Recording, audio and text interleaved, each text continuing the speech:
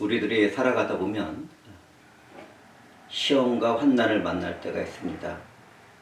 특히 요즘과 같이 전쟁이 많고 또 폭력이 난무하는 시대, 그리고 AI라는 과학기술로 인해서 환상 가운데 실제적인 세상을 떠나서 만들어지는 거짓된 세상 속에서 살아갑니다. 이럴 때마다 저희들은 불행하게도 우리들뿐만 아니라 하나님을 시험하는 그런 삶도 살아갑니다. 저는 오늘 마가복음의 두 구절을 가지고 설교를 시작하지만 마태복음과 누가복음의 내용을 함께 나눌 것입니다. 저는 이 설교에서 예수 그리스도가 받으신 시험의 의미를 언급하며 우리들의 삶에서 적용하려고 합니다. 예수 그리스도를 유혹하고 시험한 마귀는 오늘날 우리들까지도 유혹하고 시험하기 때문입니다. 자, 오늘 선택한 말씀을 살펴보면 성령이 예수 그리스도를 광야로 몰아내신 내용이 나옵니다. 예수 그리스도는 성령의 인도하심을 받아 광야에서 40일을 줄이시고 사탄의 시험을 받았습니다. 예수 그리스도가 받은 시험은 사탄으로부터 오지만 그 자리에 가도록 하신 분은 성령이라는 것 잊지 말도록 합시다. 주님이 받은 시험은 하나님의 구속의 역사를 이루시기 위한 목적을 완성하기 위한 과정이었습니다. 우리는 성경에서 에덴 동산의 풍성한 가운데 유혹을 받아 타락한 아담과 아내 하와를 발견하게 됩니다. 오늘 우리가 선택한 본문에서는 광야에서 결핍된 가운데 주님의 시험을 받았지만 승리하신 예수 그리스도를 보게 될 것입니다. 그렇지만 아담과 하와는 그렇게 풍성한 에덴 동산에서 시험을 받아 나락으로 떨어졌습니다. 이러한 것들을 살펴보면서 우리 주 예수 그리스도는 우리의 구원을 위해서 준비된 언약의 대표로서 사탄의 시험에서 승리하셨다는 것을 인식하도록 합시다. 오늘날 주님을 시험했던 사탄은 오늘을 살아가는 우리들도 시험합니다. 믿음과 성령이 충만한 사람일수록 시험은 깊어질 수 있습니다. 많은 사람들이 그렇죠. 하나님 이 시험을 지나가게 하소서, 이 환난을 지나가게 하소서, 이 고난이 지나가게 하소서, 저에게 형통을 주시옵고 성공을 주시옵고 명성을 떨치는 그러한 위대한 삶을 살아갈 수 있게 은혜를 베풀어 주시고 축복해달라는 그러한 기도들을 드립니다. 그런데 그러한 기도 가운데 하나님은 믿음이 깊을수록 고난을 허락하시고 그 고난 가운데 이겨나가는 그 시간을 통하여 우리를 거룩하고 아름답고 탁월한 하나님의 자녀들로 만들어 가십니다. 믿음이 충만하고 그리고 성령이 충만한 사람일수록 시험이 깊어질 수 있다는 것, 사랑하는 형제와 자매들은 잊지 말도록 합시다. 이런 것을 알게 되는 우리는 사탄으로부터 오는 시험을 받을 때 내가 왜 이런 일이 일어나는가, 이러한 질문을 하지 말아야겠습니다. 그 대신에 주님이 연약하고 실패할 수밖에 없는 인생들을 위해서 승리하셨다, 이러한 사실을 기억하면서 하나님은 이 시험을 우리들에게 주시고 또 그 안에서 무엇을 이루실 것인가 하는 그런 깊은 묵상 가운데 들어가는 삶을 살아가기를 주님의 이름으로 축복드립니다.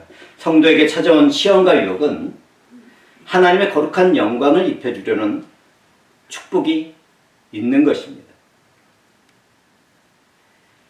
자, 이제 첫 번째 시험을 한번 살펴보도록 하겠습니다.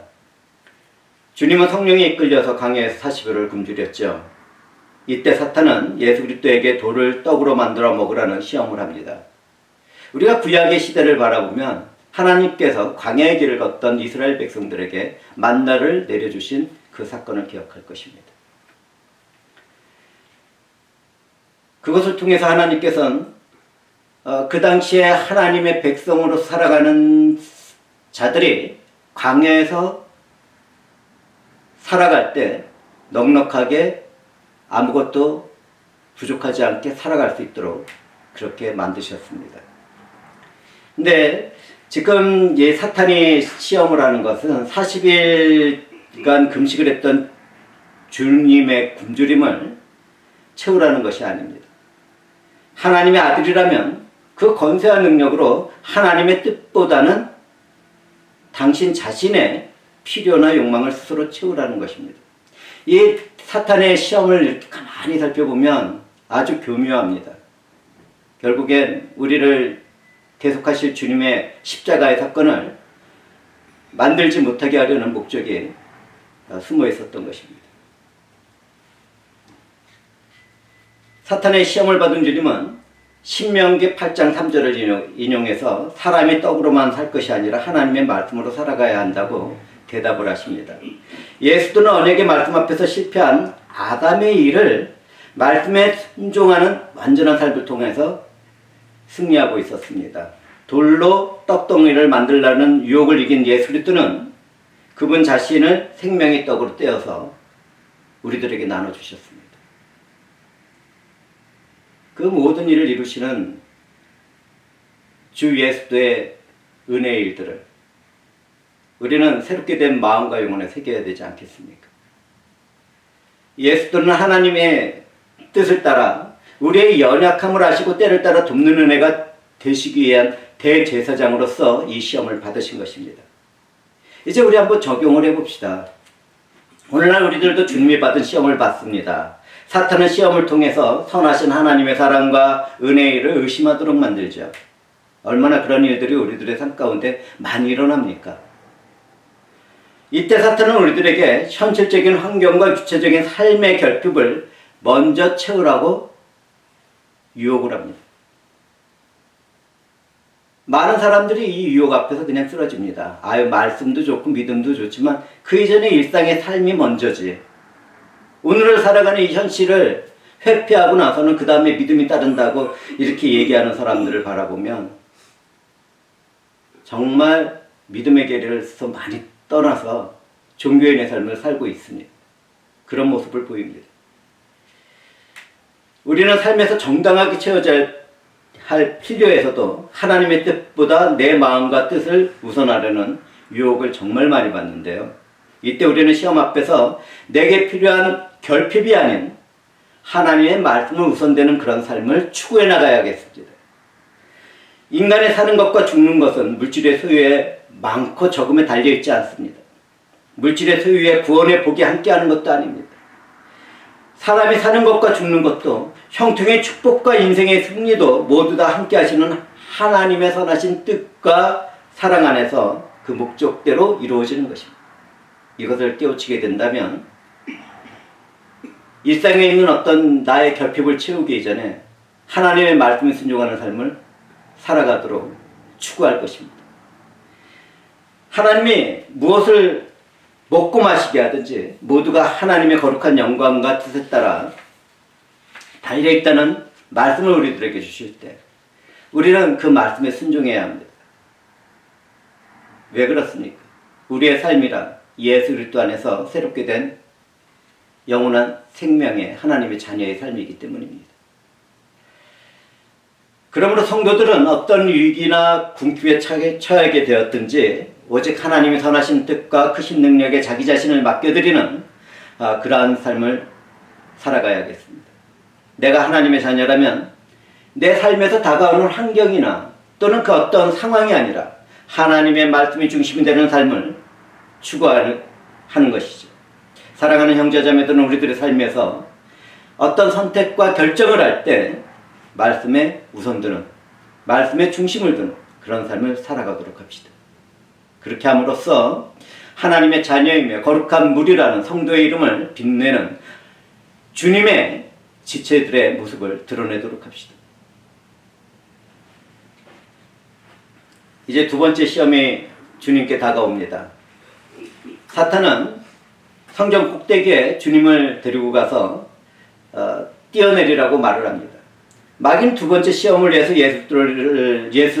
예루살렘으로 끌고 갔죠.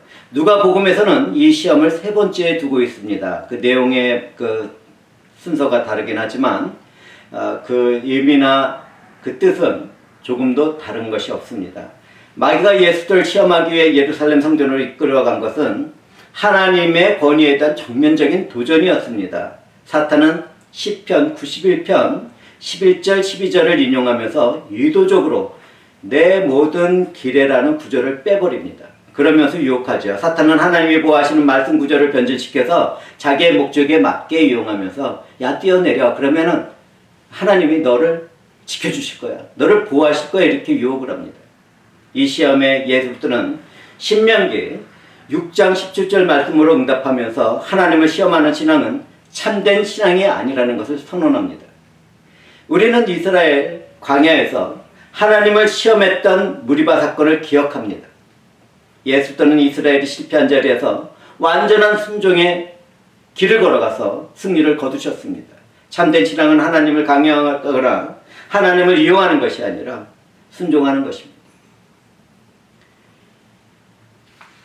이제 적용에 들어가도록 하겠습니다. 오늘날 우리들의 세상에서도 사탄의 종들은 자신들의 종교적인 신념을 위해서 성경 말씀을 빼고 더하며 변질시킵니다.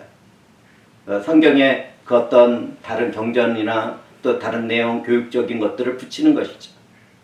그렇게 함으로써 하나님의 말씀을 변질시키는 무리들이 있는데 처음과 끝이 다르다고 해서 그들을 이단이라고 부릅니다.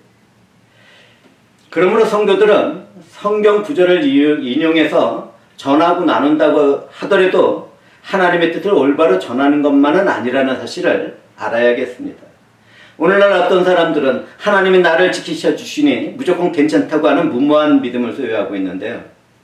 실질적으로 미국의 역사 가운데서는 성경 말씀을 인용해서 그냥 그대로 그것을 문자적으로 해석하고 받아들여서 독사에 물림이 있어도 죽지 않는다는 그런 잘못된 이단의 길을 간 무리들이 있습니다. 그런데 그 무리들이 어떻게 됐냐면요, 다 죽었어요. 왜냐하면 하나님이 지켜주신다는 그런 잘못된 신념 가운데 하나님을 시험했기 때문입니다. 오늘날 그런 이단들이 또 너무나도 많은데요.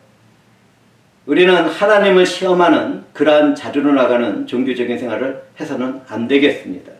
잘못된 확신과 신념으로 무장한 무모한 믿음은 그것이 성령으로부터 오는 것이 아니라 사탄으로부터 주어지는 것이라는 것을 알아야 하는 것이죠. 이와 같은 현장에서 우리는 하나님의 말씀을 정확하게 이해하고 분별할 수 있어야겠습니다. 왜 성경을 날마다 읽어야 하는지, 왜 성경 말씀을 정확하게 이해하고 분별해야 하는지. 사탄의 종들은 성경의 말씀을 해석할 때 자기들의 목적에 맞춰서 해석하기 때문입니다. 그런 것들을 분별할 수 있어야 돼요. 그렇게 하지 않으니까 미신적인 신앙, 기복적인 신앙이 일상생활에 들어오게 되고 참된 복음을 떠난 자들이 자신들은 복음에 산다고 착각을 하고 지옥에 가게 되는 것입니다. 그러니까 그러한 부분들을 사랑하는 형제 자매들은 정확하게 이해하고 그러한 무리들로부터 분리되는 그러한 정확하고 온전한 지식 가운데 믿음 생활을 진행시켜 나가야겠습니다. 믿음이란 하나님의 말씀을 나의 안전과 유익을 위해서 사용하는 거 아니라는 것. 우리는 이 시험을 통해서 배워야 할 교훈입니다. 하나님께 순종하는 믿음만이 참되다는 것 다시 한번 말씀드립니다.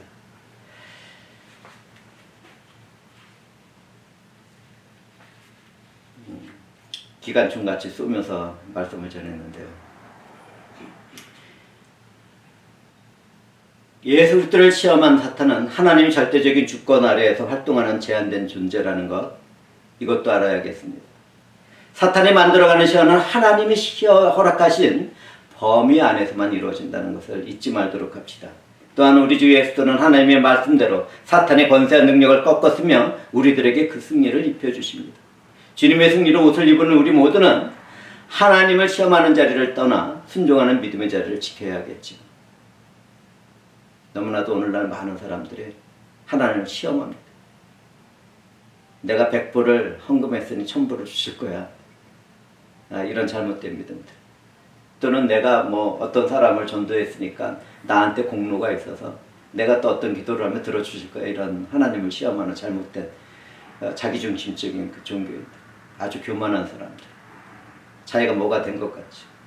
내가 이런 일을 했으니까 구원의 길이 나한테 열렸을 거야, 나는 방언도 하고 예언도 하니까 구원의 길이 나한테 있겠지.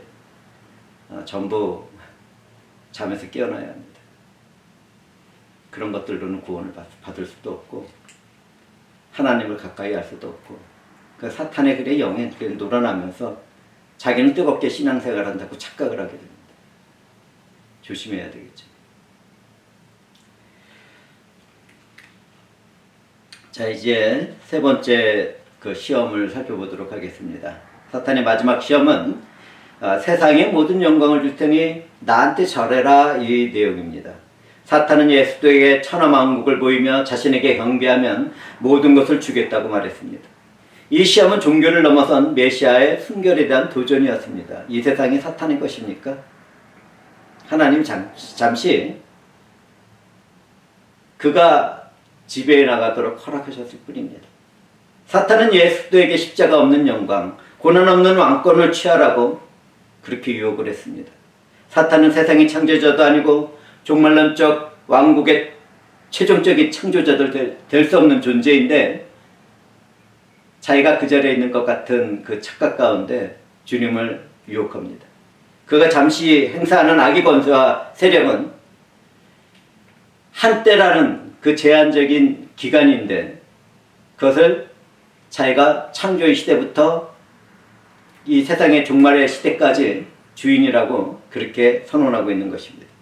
그는 멸망받아야 할 비참하고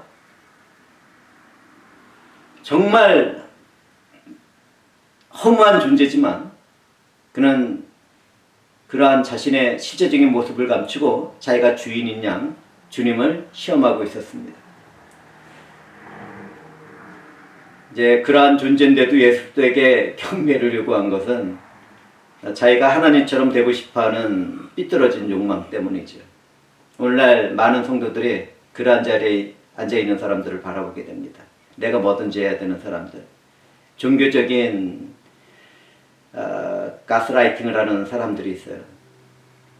어떤 사역이나 자기가 조금이라도 그 다른 사람보다 앞선 신앙생활을 한다든지 아니면 또 어떤 지책이나 뭐 사역을 맡고 있다면 사람들을 굉장히 이렇게 종교적인 그 감옥 안에 가두는 사람들이 있습니다. 그런데 또 거기서 벗어나지 못하는 사람들이 있는 게 더 가슴이 아파요. 그러다 보니까 전 세계에 자기가 교주가 되고 이단의 우두머리가 된 자들이 몇천 명씩 있는 것입니다. 악령에 사로잡히게 되면 교회가 그렇게 사탄의 교회가 되고 말아요.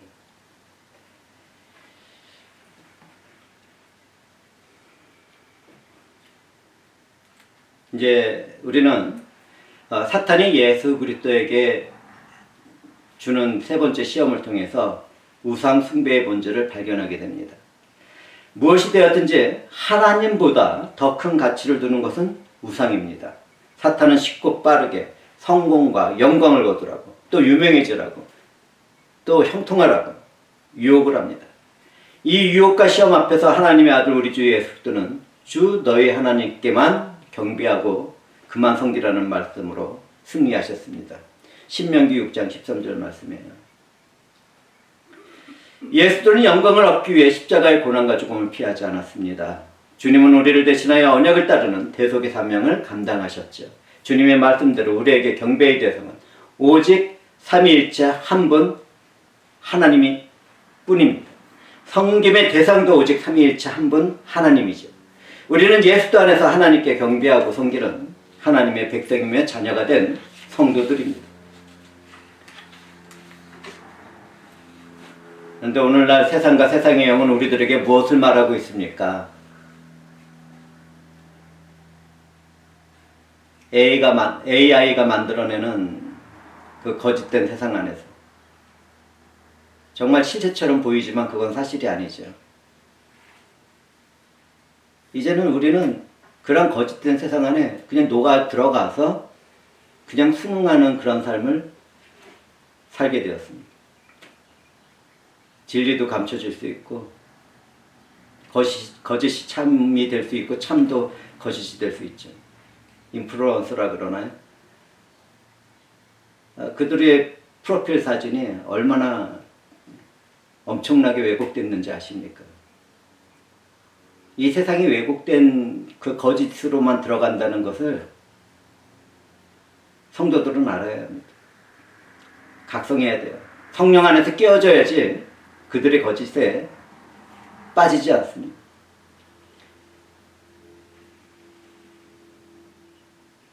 오늘날 세상과 세상의 영은 우리들에게 이렇게 말합니다. 더 빨리 성공할래? 야, AI 좋잖아.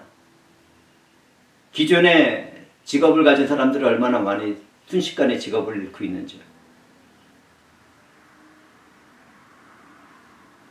조금만 타입하면 큰 기회와 성공을 얻을 수 있다고 이렇게 말하는 사탄의 음성을 우리는 들을 수 있어야 합니다. 결과가 좋다면 과정은 중요하잖아. 이러한 말도 듣게 됩니다. 세상의 영은 다 이렇게 사람들을 속이며 멸망당할 자신의 세계를 구축해 나가고 있습니다. 하나님의 심판이 임하기 이전에 최악의 상태로 이끌어가는 것이죠.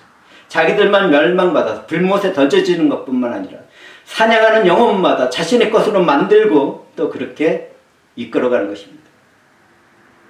많은 사람들이 과학 문명이 발전하고 의학이 발전하면 잘 먹고 잘 살고 더 편하게 살 걸로 그렇게 예상을 하고 있었지만 이 세상은 어떻습니까?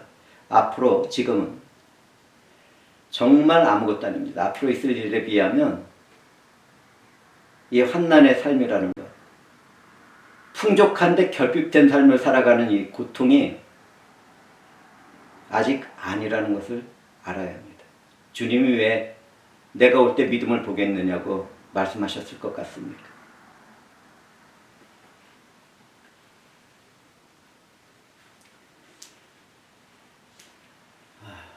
세상의 영에 속은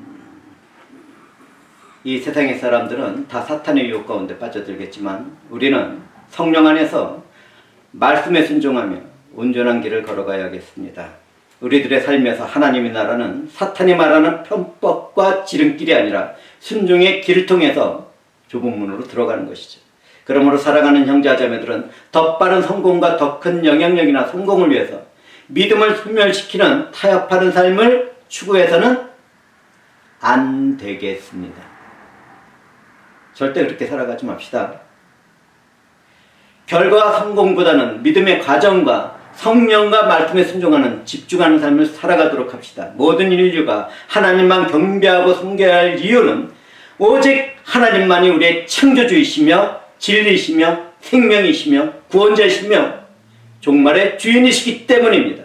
우리는 그분 안에서 영원한 새 생명을 살아가게 되고 하나님 안에서 실학의 기쁨 가운데 하나님의 영광과 함께 그러한 귀한 삶을 살아가야 할 하나님의 자녀들이기 때문입니다. 오늘날 우리들은 모든 영역에서 우상들과 함께 살아가고 있죠. 우상은 금과 은과 같은 그런 풍요로운 물질로만 만들어지지 않습니다. 내가 내 삶의 중심에 있다면 그것이 가장 큰 우상입니다. 예수 그리스도의 은혜를 받아들이지 못하는 이유는 자기가 너무 강해서 그래요. 나는 도덕적이고 윤리적인 사람이야. 나는 저 사람들처럼 죄를 범하지 않았어. 허물도 없는 사람이야. 이런 사람일수록 지옥의 가장 깊은 곳을 예약해 놓은 것입니다.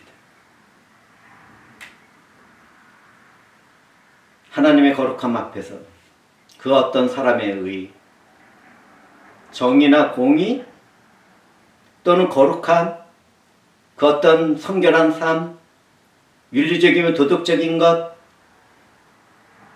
그 거짓과 참이 같이 가는 그런 인간의 것들은 모두가 저주받아야 할 심판의 죄일 뿐입니다. 우리는 그것을 알아야겠습니다.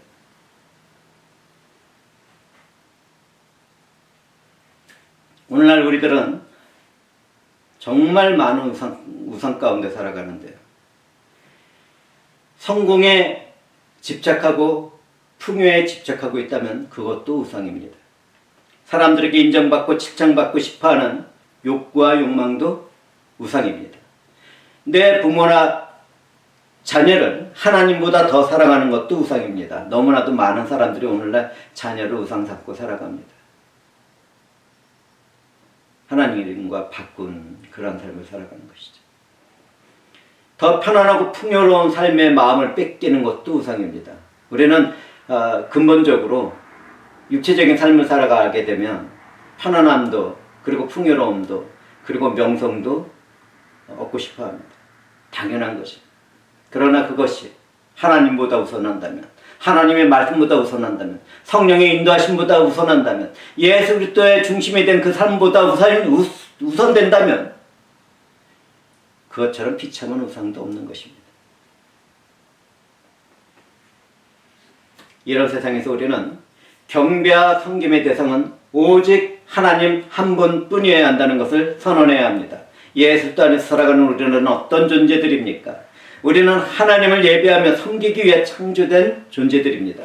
하나님의 그가 어떤 것도 우리들의 주인이 될 수 없는 것이죠. 인본주의에 깊이 교육받은 사람들은 이 말이 정말 부담이 될 겁니다. 짜증도 나게 될 거고 화도 나게 될 거고 저 설교 자리가 아니라면 같이 디베이트 하면서 말을 나누고 싶어도 할 것입니다. 그러나 그 어떤 말로도 이 진리 앞에서는 다 거짓일 뿐입니다. 우리는 주님이 당하신 시험과 승리를 통해서 다음과 같은 교훈을 얻습니다. 성경은 우리들에게 예수 그리스도처럼 사탄의 시험이나 유혹을 이기라고 말하지 않습니다. 우리는 예수 그리스도가 우리의 대표로서 사탄의 유혹을 이기시고 우리에게 승리를 주셨다는 복음의 선언을 들어야 합니다. 성경이 말하는 것은 무엇입니까? 예수 그리스도가 실패하고 넘어지고 저주받고 심판받아야 너희들을 위해서 대신 모든 유혹과 시험을 당하시고 승리하셨다.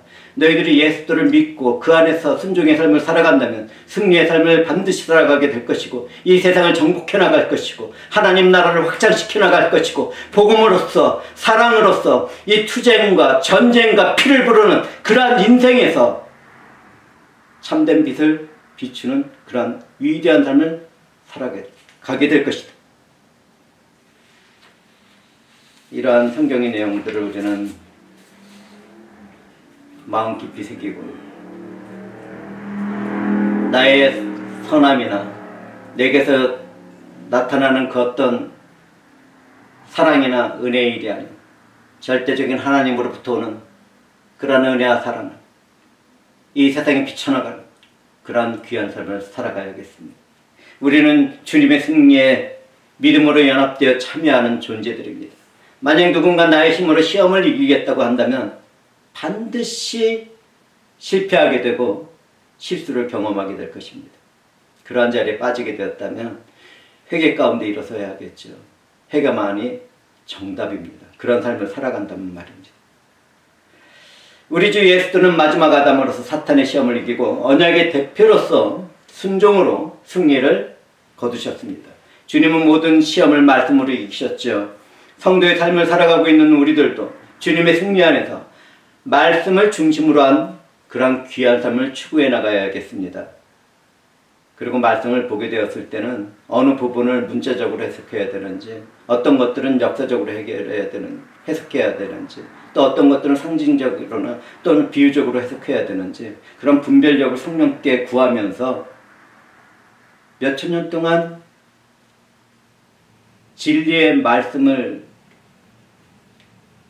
쌓아오던 믿음의 선조들의 방식을 따라서 우리는 성령 안에서 더욱더 밝은 빛을 밝혀 그 말씀으로 들어가야겠습니다. 내 생각이나 내 뜻이 아니라 우리 교단이나 교파의 생각이나 또는 그 어떤 사역자들의 무리의 생각이나 뜻이 아니라 온전한 말씀 안으로 들어가야겠습니다. 말씀을 내 삶에서 끄집어내가지고 인용하고 또 사용하려고 한다면 예수들을 시험하는 사탄의 영에 사로잡혀 있는 것입니다.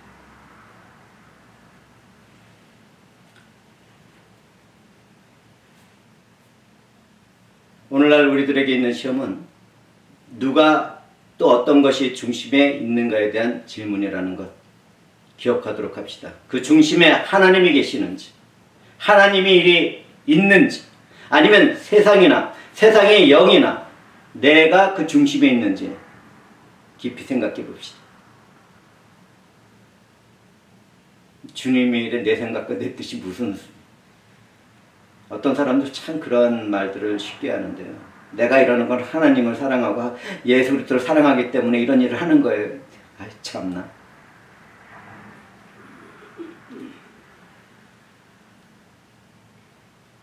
그런 착각 때문에 많은 사람들이 저주받은 삶을 살아가는 것입니다.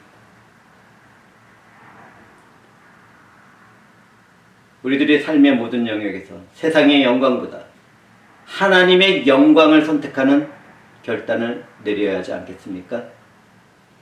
하나님이 사랑하시니까 이 정도는 괜찮겠지. 하나님이 지켜주시니까 이만큼은 괜찮겠지. 이러한 마음을 품어서도 안 되겠습니다. 하나님의 말씀을 상황과 환경으로 주어진 일보다 우선해야 합니다. 무슨 뜻인지 이해하시겠어요? 어떤 사람들은 신앙을 고백하고 또 성경을 적용을 할 때 내가 지금 이 상황은 이렇고 지금은 세상이 이렇게 변했으니까 이건 이렇게 변질시켜서 얘기해야 돼 이렇게 얘기를 하는데 그렇게 적용해야 된다고 말을 하는데 그것이 다 거짓입니다.